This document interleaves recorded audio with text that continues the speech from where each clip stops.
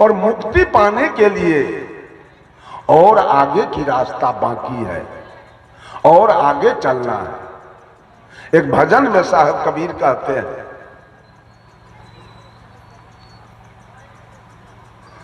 साधो सो निज देश हमारा हो संतो, सो निज देश हमारा। वो कबीर का देश है, वो मुक्त देश है, वो अमर लोक देश है। साहब कबीर कहते वो देश मेरा है। उसकी विशेषता क्या है? जहां जाए जीव फिर नहीं आवे, भवसागर के धारा। वो कैसा देश है? पूरा भजन मैं नहीं गाऊंगा, एक अंतरा मैं आपके सामने रखता हूं। साहब कबीर कहते हैं, ऊंच नीच कुल की मर्यादा, आश्रम वर्ण विचारा। धर्म अधर्म तहाँ कछु नहीं। साहब कबीर कहते मेरा जो देश है वहां न धर्म होता है न अधर्म होता है। अब बोलिए कैसे तरिएगा? बहुत धर्म करने वाले लोग हैं। कबीर साहब कहते मेरे यहां धर्म नहीं होता है। धर्म अधर्म तहाँ कछु नहीं, पाप पुण्य विस्तारा हो संतो, सो निज देश हमारा। वहां पाप भी नहीं है और पुण्य भी नहीं है। पुण्य क्यों करते हैं आप? पुण्य करते हैं बेटा के लिए, पोता के लिए, नाती के लिए, दामाद के लिए। पुण्य कर्म करते हैं नौकरी के लिए, दुकानदारी के लिए, घर बनाने के लिए। धर्म क्यों करते हैं? ये महिला सब छठ क्यों करती है? हे छठी माँ, एगो पोता चाहिए, एगो नाती चाहिए, दामाद चाहिए, बेटा को नौकरी चाहिए। बेटी या दामाद या नाती या पोता देखने के लिए धर्म करते हैं। कहीं मर गए तो नाती को देखने के लिए फिर आपको गर्भ में जाना पड़ेगा, और बेटा को नौकरी देखने के लिए। मुक्ति मिल गई, कल्याण हो गया, जाना होगा फिर गर्भ में। जहां आशा लगी है बासा वही होगा, और फिर जाना पड़ेगा वहां। जिसलिए आपने धर्म किया, पुण्य किया, वहां आपको जाना पड़ जाएगा, छुट्टी नहीं मिलेगी। साहब कबीर कहते हैं धर्म या धर्म दो है बेरी, एक लोहा एक कंचन केरी। कबीर साहब ने कहा धर्म भी बेरी है और अधर्म भी बेरी है। फर्क है, धर्म है सोना के बेरी, अधर्म है लोहा के बेरी। पाप है लोहा के बेरी और पुण्य है सोना के बेरी। अब ये बताइए, सोना के पिंजरा में अगर सुग्गा को रख दिया जाए तो सुग्गा खुशी मनाएगा क्या? जिस जेल में सोना की खिड़की लगी हो चौकट के मारी, और उसमें आपको रख दिया जाए आजीवन कारावास करके, तो जेल में हंसिएगा कि रोइएगा? सोना के खिड़की वाला में जिंदगी भर के लिए रख दिया जाए तो सोना देख देख के हंसिएगा कि रोइएगा? वहां रोना हो। जेल जेल है, खिड़की चाहे सोना के हो और खिड़की चाहे लोहा को इसमें लगी। जेल जेल है, चाहे पिंजरा सोना का हो और चाहे पिंजरा वो लोहा का हो। बंधुओं, धर्म से मुक्ति कहाँ, धर्म से कल्याण कहाँ? आप धर्म करने में लगे। धर्म तो आपका स्वभाव है, जैसे गाय धर्म पर है, बकरी धर्म पर है, सुग्गा धर्म पर है, बगुला धर्म पर है, गिद्ध धर्म पर है, बाघ अपने धर्म पर है, सांप अपने धर्म पर है। सारे जीव अपने अपने धर्म पर चल रहे हैं, तो आप भी आइए अपने धर्म पर। मानवता आपका धर्म है। साधु बनना बाद में है, मुक्ति की बात बाद में। सारे लोग धर्म में नाम एडमिशन कराते हैं। आप कौन धर्म में है? तो आर्य समाज में। और आप क्या है? गायत्री परिवार में। आप कौन धर्म में है? संत मत में है। आप कौन धर्म में है? रामानंदी। इतना धर्म कौन बनाया? इतना दल कौन बनाया? इतना पार्टी कौन बनाया? किसका धर्म अच्छा है? किसका मंत्र अच्छा है? कहां जाके हमारी मुक्ति हो जाएगी? ये सारे लोगों ने इस भोली भाली जनता को धोखा दिया है। धोखा, दुविधा में डाल दिया। इसमें जाएं कि इसमें जाएं, इसमें जाएं कि इसमें जाएं। यही तो फेरा है। ये सारे नियम पर नियम बनाए गए। किसी पंथ का नियम कुछ और है, किसी पंथ का नियम कुछ और है, किसी का नियम कुछ और है। किसी से किसी का नियम मिलता नहीं है। अब बताइए मुक्ति कौन पाएगा? और किसका धर्म अच्छा है? कल्याण किससे हमारा हो जाएगा? कोई कुछ नाम बता देता है, ई नाम का जाप करो, तो कोई कहता है ई नाम का जाप करो। कोई कहता है ओम नमः शिवाय का जाप करो। कोई कहता है ओम भूर्भुवः स्वः तत्सवितुर्वरेण्यम का जाप करो। कोई कहता है जय सिया राम का जाप करो। कोई कहता है राधे श्याम का जाप करो। कोई कहता है जय हनुमान का जाप करो। कोई कहता है ओम का जाप करो। कोई कहता है सतनाम वाहिगुरु का जाप करो। कोई कहता है अल्लाह अकबर का जाप करो। कौन मंत्र सही है? किस मंत्र के जाप से मुक्ति मिल जाएगी? ये सब क्या है? ये सब तमाशा है। ये कल्याण उल्याण होने वाला कुछ नहीं है, तमाशा लगा है। रुपया जितना खर्च करना है कर दीजिए, होगा तो कुछ नहीं। ये नाटक से कुछ होने वाला नहीं है।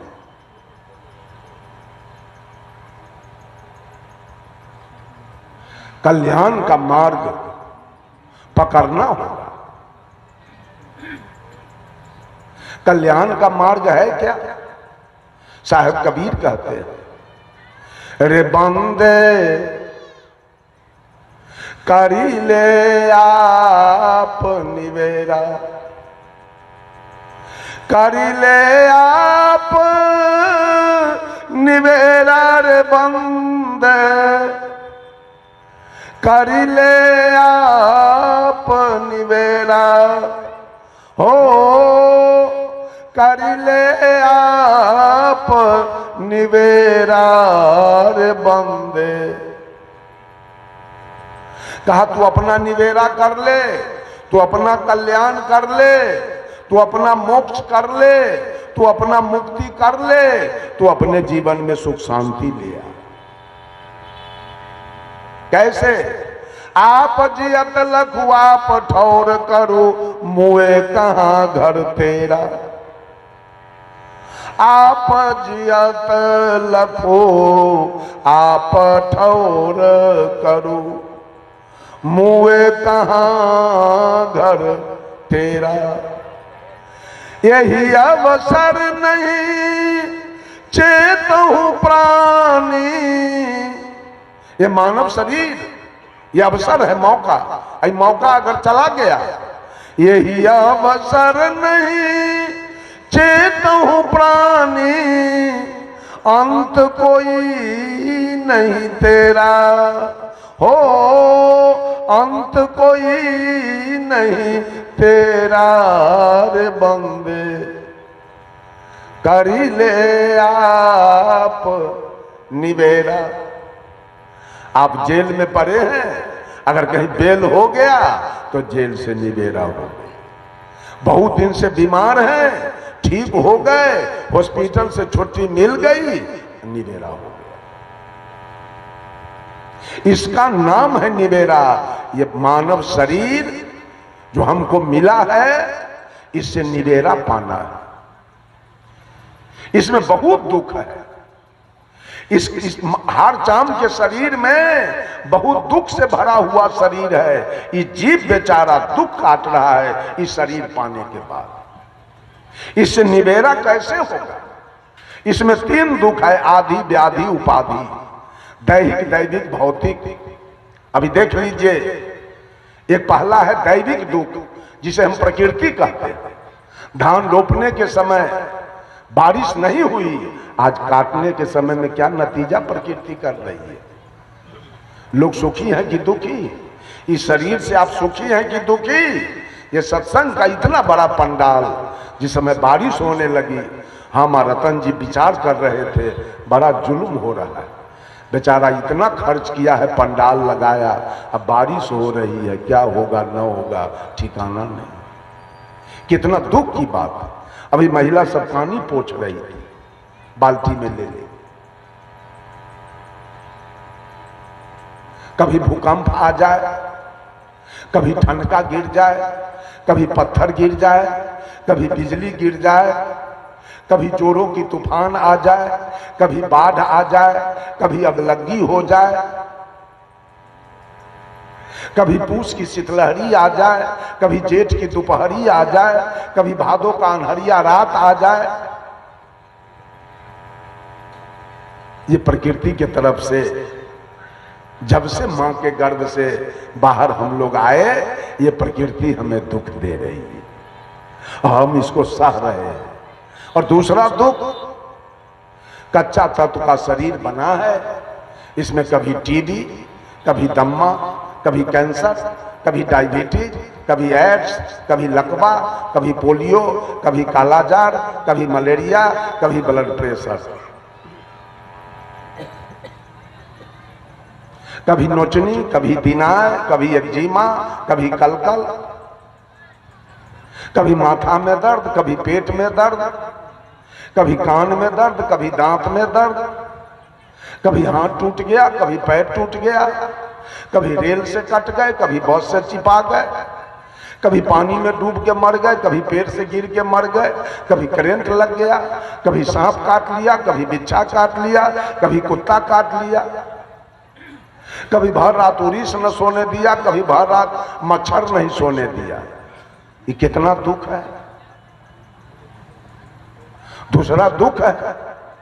और तीसरा दुख है, घर घर में सास पुतोह में झगड़ा, ननद भाभी में झगड़ा, देवरानी जेठानी में झगड़ा, देवर भाभी में झगड़ा, भाभो भैंसुर में झगड़ा, पति पत्नी में झगड़ा, बाप बेटा में झगड़ा, चचा भतीजा में झगड़ा, दादा पोता में झगड़ा, भाई भाई में झगड़ा, साला बहनोई में झगड़ा, ससुर दामाद में झगड़ा, जात जात में झगड़ा, जात पर जात में झगड़ा, गोतिया देयाद में झगड़ा, पट्टी पटीदार में झगड़ा, हिंदू मुसलमान में झगड़ा, हिंदुस्तान पाकिस्तान में झगड़ा, और लालटेन छापा फूल छाप में झगड़ा।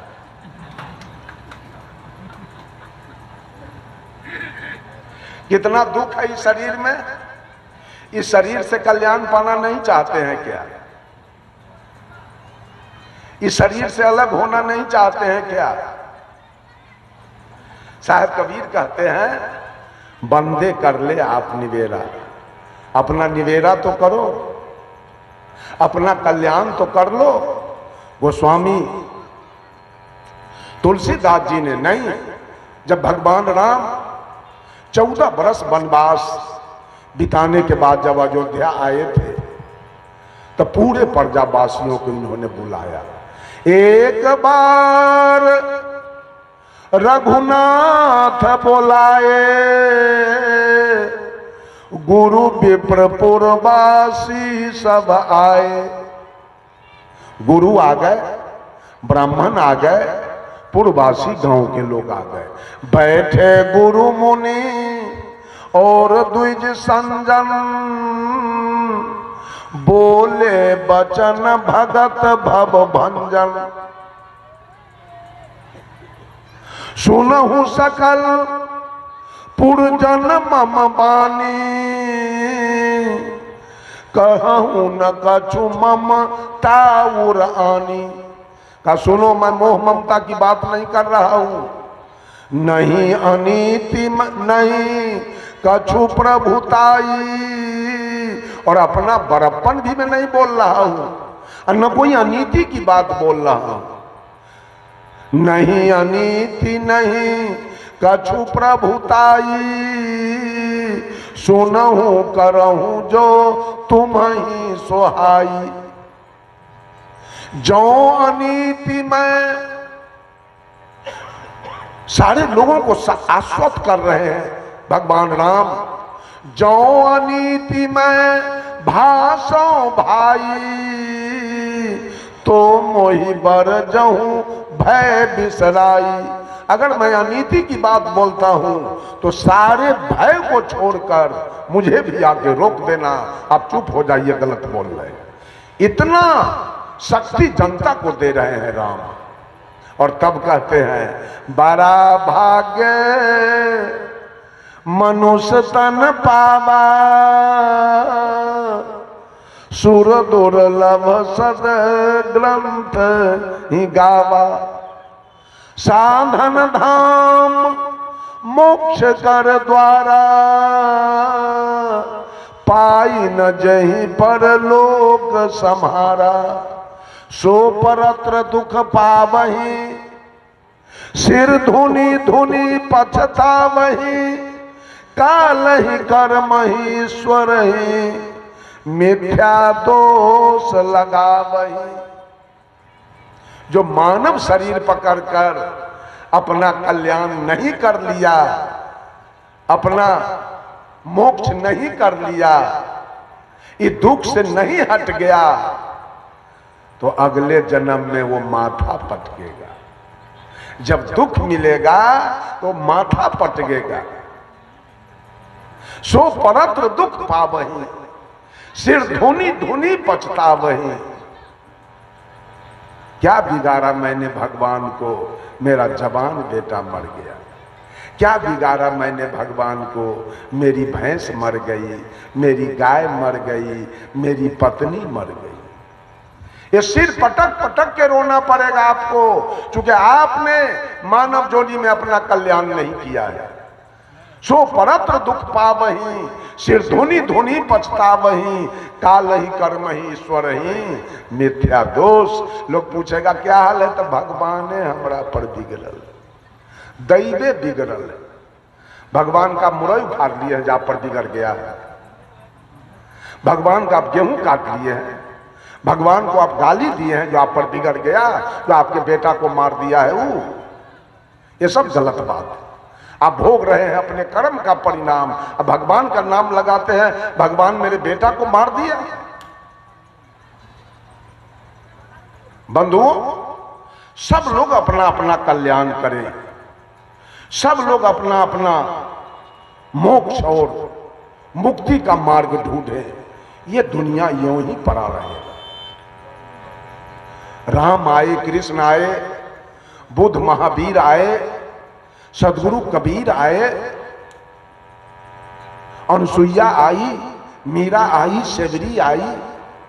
यही सूरज था उस समय, यही चंद्रमा था, यही तारा, यही धरती, यही आसमान, यही हवा, यही पानी, यही आग। आज तक ये दृश्य पड़ा हुआ है। दृष्टा किधर गए? दृश्य पड़ा हुआ है, वही सूरज है, वही चंद्रमा है, वही तारा है। राम किधर गए? कृष्ण किधर गए? बुद्ध किधर गए? महावीर किधर गए? कबीर किधर गए? अनुसुईया किधर गई? नर्मदा किधर गई? मीरा किधर गई, सेवरी किधर गई? दृश्य पड़ा रहेगा। जो दिखाई दे रही है नजर से वो दृश्य है, दृश्य पड़ा रहेगा। और जो देख रहा है वो दृष्टा है, दृष्टा नहीं रहेगा। दृष्टा को जाना है, दृश्य पड़ा रहेगा, दृष्टा आएगा और जाएगा। फिर आप इतना चिंता क्यों करते हैं कि महल नहीं बना पाए, प्लॉट नहीं बैठा पाए? सारे प्लॉट बैठाने वाले गए और सारे महल बनाने वाले गए। अगर अपना कल्याण नहीं किया तो महल यहीं रहेगा, प्लॉट यहीं रहेगा। आपकी क्या दुर्गति होगी। पूज्य गुरुदेव की जब शोभा यात्रा निकली तो गुरुदेव के गाया हुआ भजन चल रहा था। क्या गा रहे थे गुरुदेव? वह राह अकेले कटती है, वहां न कोई साथ चले। वह राह अकेले कटती है, वहां न कोई साथ चले। उस पार न जाने क्या पाए, इस पार का सब कुछ हार चले। जहां थे वो सब हार गए, शरीर तक हार के अब जा रहे हैं। आगे क्या मिलेगा इसका पता नहीं। उस पार न जाने क्या पाए, क्या मैं पाऊंगा? इस पार का सब कुछ हार के जा रहा हूं, कुछ साथ में नहीं जा रहा। ये कल्याण करने की बारी है। ये सत्संग क्यों लगाया गया? कल्याण करने के लिए।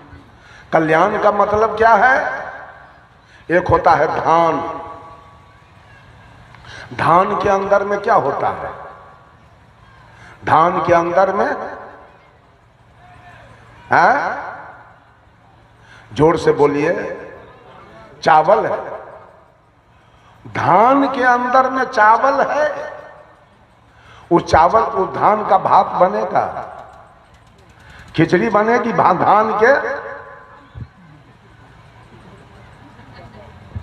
धान के न भात बनेगा, न खिचड़ी बनेगी, न तस्मई बनेगा। यद्यपि उसके अंदर चावल है, ऊपर से जो छिलका चावल के ऊपर से जो छिलका लगी है, जो आवरण लगा है, जिसके चलते ये चावल अपाच होके पड़ा हुआ है, कुछ नहीं बनेगा इसका। ठीक उसी प्रकार से परमात्मा की सत्ता हर घट घट में बैठा। जब तक वो परमात्मा की सत्ता घट में है, तभी तक ये आंखें दुनिया को देख रही है, कान दुनिया की बातों को सुन रहा है, नाक सुगंध दुर्गंध ले रहा है, मुंह बोल रहा है, खा रहा है, त्वचा स्पर्श कर रहा है। जिस दिन परमात्मा की सत्ता काया से आउट होगा, ये शरीर डेड बॉडी होगा और सारे इंद्रियानी फेल कर जाएंगे। आंख देखना बंद कर देगी, कान सुनना बंद करेगा, नाक सूंघना बंद करेगा, मुंह बोलना बंद कर देगा और त्वचा स्पर्श करना उसी दिन बंद कर देगा। हर घट में सत्ता है, लेकिन उस चावल के जैसे आपके ऊपर अज्ञानता का आवरण है, आपके ऊपर अज्ञानता का छिलका है। आप भगवान के खोज में कहां कहां दौड़ लगा रहे हैं अज्ञानता के कारण। साहब कबीर ने कहा, खसम खसम बिनु तेली के बैल भयो रे, खसम बिनु तेली के बैल भयो। पूरे दुनिया के औरत मर्द को सदगुरु कबीर ने तेली का बैल कह दिया। ये सब तेली के बैल है। क्यों? पहले के जमाने में तेली के यहां कोल्हू हुआ करता था। उस कोल्हू में एक बैल चलता था और उसमें तेल की पेराई होती थी। वो बैल केंद्र में चलता था कि परिधि में? केंद्र में सुख है और परिधि में दुख है। तेल चुआ केंद्र में, अब बैल चला परिधि में। बैल को सुख मिला कि दुख? उसी प्रकार से परमात्मा बैठा है केंद्र में। आई दुनिया के लोग अज्ञानता के कारण बैनाथ, जगन्नाथ, भूतनाथ, केदारनाथ, हरिहरनाथ, पशुपतिनाथ, वैष्णो देवी, गंगा, जमुना, कमला, जमंगला सब परिधि का चक्कर काट रहा है। वहां न पैखाना करने का ठिकाना, न पेशाब करने का, न सोने का, न भोजन बनाने का, न खाने का, न कपड़ा सुखाने का कोई ठिकाना नहीं। सारा दुनिया परिधि का चक्कर काट रहा है भगवान के खोज में। अब भगवान बैठा है केंद्र में।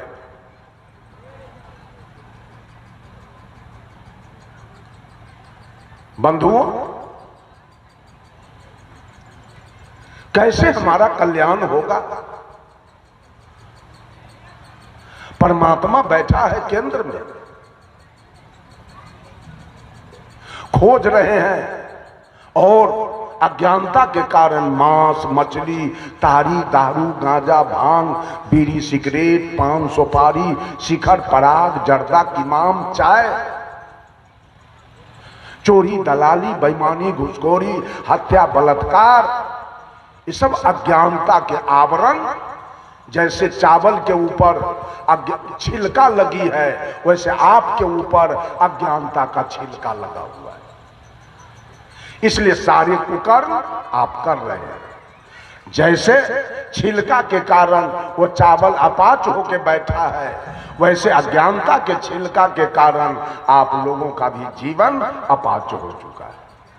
आपका विचार कोई सुनना नहीं चाहेगा, आपके निकट कोई बैठना नहीं चाहेगा, आपके साथ कोई सोना नहीं चाहेगा, आपके साथ कोई खाना नहीं चाहेगा, आपके साथ कहीं जाना कोई नहीं चाहेगा। ये आदमी गलत है, ये आदमी पियक्कर है, ये आदमी चोर है, ये आदमी बेईमान है, ये आदमी दलाल है, ये आदमी घूसखोर है, ये आदमी हत्यारा है, इसके साथ नहीं जाएगा। परमात्मा के रहते आपका जीवन अज्ञानता के कारण अपाच हो गया। माता बहन लोग अब तो मशीन में कुटाता है। माता बहन लोग उखरी में धान रख के अब मूसर से कूट देती है, उसका छिलका अलग हो गया और चावल अलग हो गया। अब तो भात बनेगा, चावल अलग हो गया, छिलका अलग हो गया, अब तो भात बनेगा, खिचड़ी बनेगी, तस्मई बनेगा। अब ये चावल सुपाच्य हो गया। ये माँ बहन इस धान को कूट करके और चावल को सुपाच्य बना दिया, छिलका अलग कर दिया। वैसे सद्गुरु अज्ञानी जीव को अपने सानिध्य में लेकर ज्ञान रूपी ओखरी और विवेक रूपी मूसर से कूट कर इसके अज्ञानता रूपी छिलका को अलग कर देते हैं, इसका जीवन सुपाच्य बना।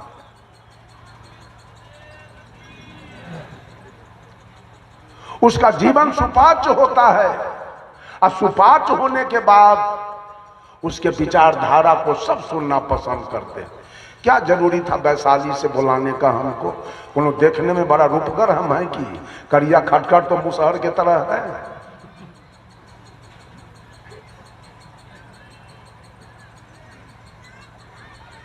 इसलिए आपने बुलाया कि गुरु जी ने मेरे जीवन को कूट करके और सुपाच्य बना दिया, मेरे विचार को सुनने के लिए। प्रवचन का क्या अर्थ होता है? एक आदमी से मैंने पूछा, व्हाट इज प्रवचन? तो उसने कहा पर माने दोसर, अब वचन माने बात, दूसरे के बात को प्रवचन कर नहीं। नॉट पर संयुक्त है, प्रवचन है। इसका क्या अर्थ? प्रवचन का अर्थ होता है परिष्कृत वचन, निर्णायक वचन, अनमोल वचन, पावन वचन, पवित्र वचन, निर्मल वचन, नापा हुआ वचन, तौला हुआ वचन, शुद्ध वचन। ऐसे तो सब लोग बोलते हैं, लेकिन माइक पर बोलने के लिए बड़ा होश संभाल के बोलना पड़ता है। यहां गड़बड़ नहीं आप बोल सकते। इतना दूर से आपने क्यों बुलाया?